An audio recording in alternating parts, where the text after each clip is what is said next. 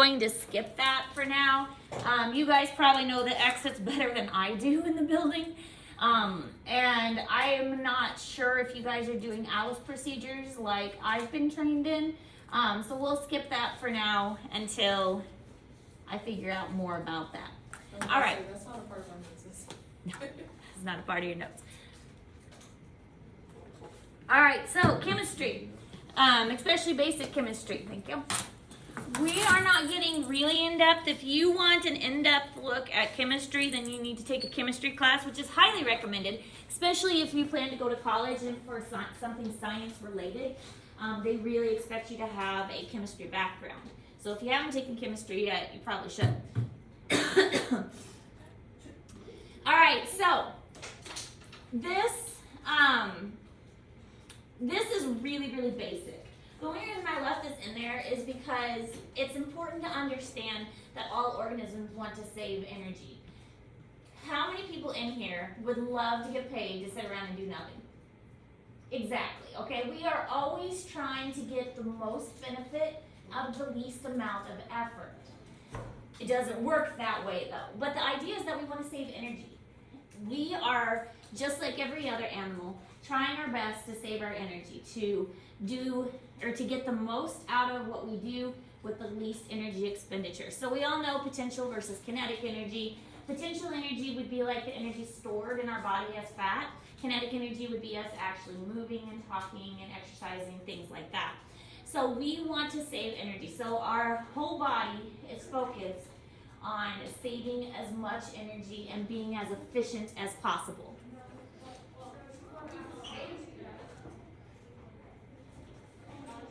But hopefully you guys remember kinetic versus potential energy.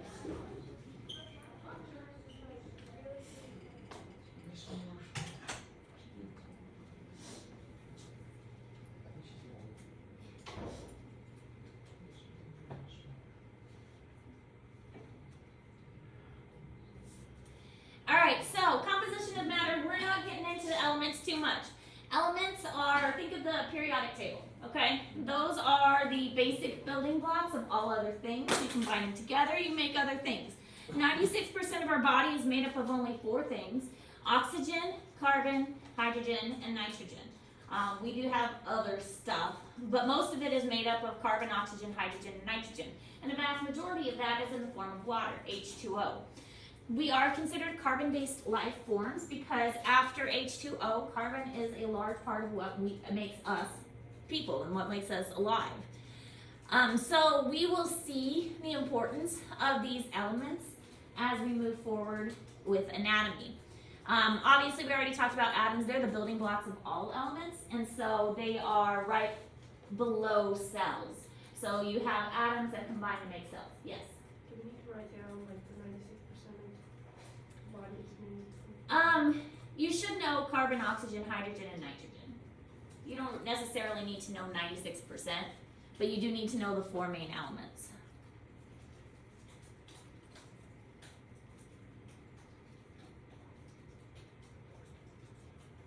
And again, most of that is tied up in water, H2O.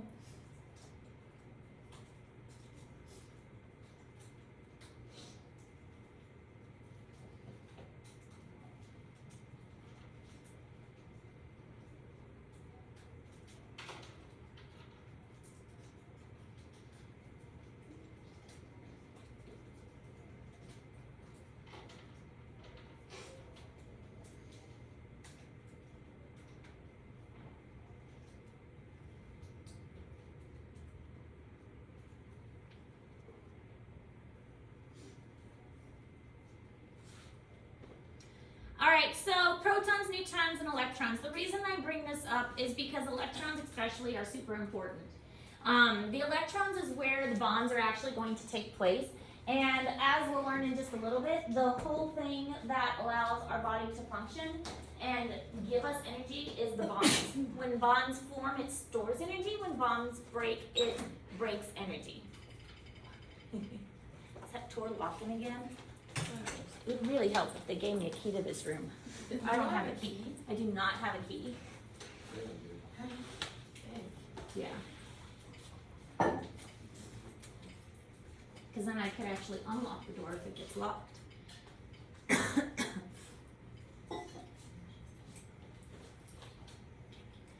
Alright, so protons and neutrons are in the center of the atom. The electrons spin around the outside. Hopefully this is all review, which is why we're going over it very quickly. But the electrons are what we're really going to pay attention to, because this is where the bonds are formed. Without the electrons, we wouldn't be able to form bonds at all.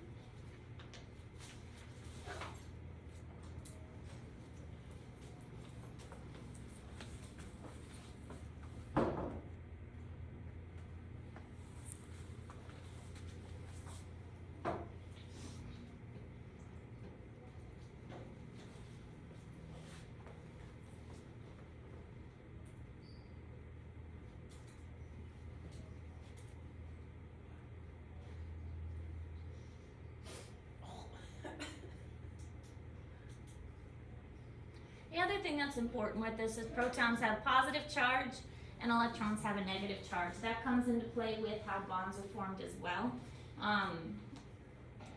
Everything likes to be balanced. It's that whole homeostasis thing again.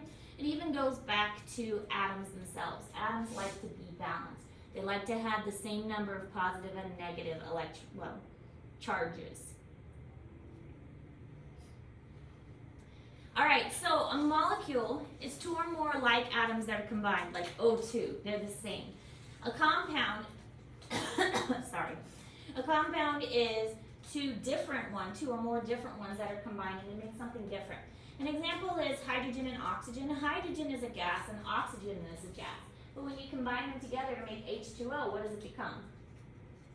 Solid, liquid, or gas? Liquid. So it's two gases that when combined together, they actually become a liquid, so they change their state. The other thing is CO2. Carbon is actually a solid. But when you combine it with oxygen, it actually makes a gas. So it's kind of neat that these elements can actually change their physical properties depending on how they're combined together.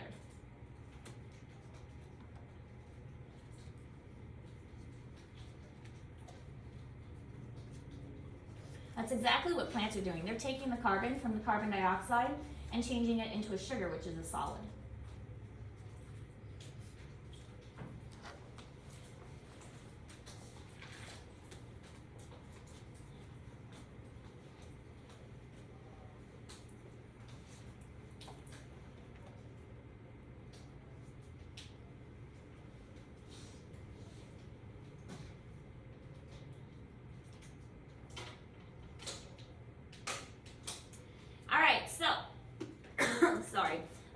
Over the weekend is making my throat tickle. That's all we're kind of covering today. We are just really taking the basics. I've cut a lot of stuff out because I'm assuming you know this already and we're just kind of refreshing ourselves. So energy is the ability to do work, and there's two types. There's potential and kinetic. All living organisms are trying their best to save energy. Elements are like, think of the periodic table. Atoms are the very basics. Atoms and elements are kind of the same. It can get a little confusing, and I think there's a little differences, but for our purposes, there's not too different. Molecule is like you have two oxygens or two hydrogens, and compounds are something more complicated with two or more elements. Protons, neutrons, and electrons. And the protons have a positive charge, neutrons have a neutral charge, and electrons have a negative charge. Alright, I'm not sure if I have it in there yet, but if not, I'll put it in there soon. I'm going to start putting a student notes section in Google Classroom, and so anytime you see a star, that will be in Google Classroom for you. That means you have that slide. A lot of times I do this for like diagrams or pictures that I think are helpful for you. I'll double check here in a little bit and make sure I actually did upload that to Google Classroom. But anytime you see a star on the slide, that's what that means. That means that that picture is provided for you. So you'll see this as we go on with the semester, that these will pop up when we have like a labeling diagram or something like that. All right, so today we're gonna work on a crash course, which is, like I said, we're gonna do one of these pretty much every unit that we start a new unit. And so the crash course is on biological molecules. It's not just on protons and neutrons and things like that. It's actually going to focus more on carbohydrates, proteins, lipids, and nucleic acids. Are you guys familiar with those? Yeah. Kind of. Okay. So they are actually pretty important with our body. They're called macromolecules, and they are the 4 main ones that our body needs to survive. And it's not just our body, it's all living things. So plants will need those 4 main macromolecules too. So we are going to learn more about those, and we're going to do a virtual lab with them. I'm not sure if we have the stuff to do an actual lab, but I'll have to see. I'm not sure what kind of resources we have. If I have all the material I need to do a real lab. But we will do a virtual lab. I don't think I have all the supplies for a real lab. But I'll double check. Anyways, so we'll do a virtual lab with those macromolecules and learning how to test for them, because that's something like a nutritionist would do, to find out if carbohydrates are present in a food, or to find out if lipids are present in something you're gonna eat. So it does really apply to anatomy pretty well. Okay, but for today, we're just gonna do the crash course on the biological molecules. I also want you to take time to look and sis and make sure that you have everything turned in. We are getting to the point where we've been in school for 2 weeks, so there's possibility of missing assignments. I just wanna remind you all that if you're turning in something late, you do need to fill out that late work form. There's a link for that in Google Classroom. And that just helps me keep it straight to know which class you're in, when you turned it in, where you turned it in, things like that. Also, if you miss a day of bell work, all the bell work for the past 2 weeks can be found in Google Classroom, and I will keep that list updated and keep it a continuous list. So if you ever miss a day, you can go back and check that. Usually I update that list on Thursdays, so Thursday or Friday of each week. If you know you missed several days that week, you can go back and you can find the bell work that you missed. So even if you're gone for something, you are expected to still do the bell work. It's pretty easy, just a couple questions. It won't even take you 5 minutes. So you are expected to do the bell work even if you're gone, because you can easily find that in Google Classroom. Any questions? All right, go ahead and get to work. If you have questions, let me know.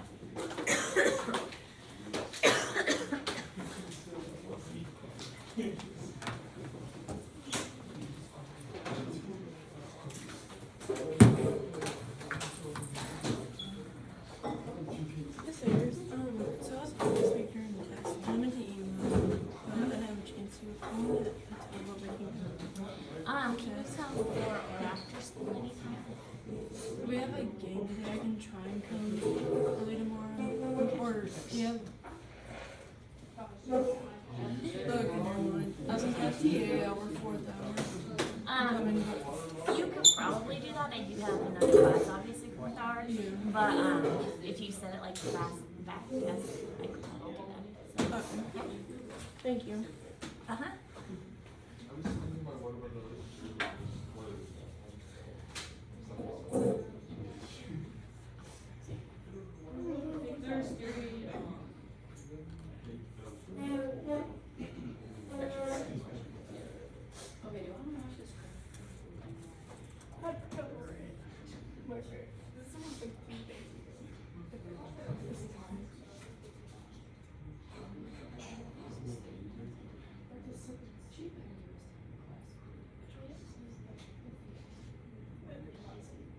No,